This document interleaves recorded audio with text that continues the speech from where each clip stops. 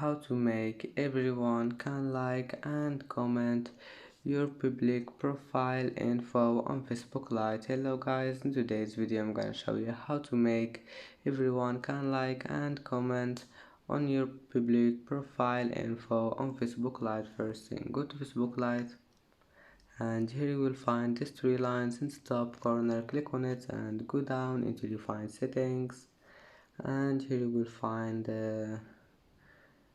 this one, followers and public content. Click on it and then go down until you find public profile info and click public.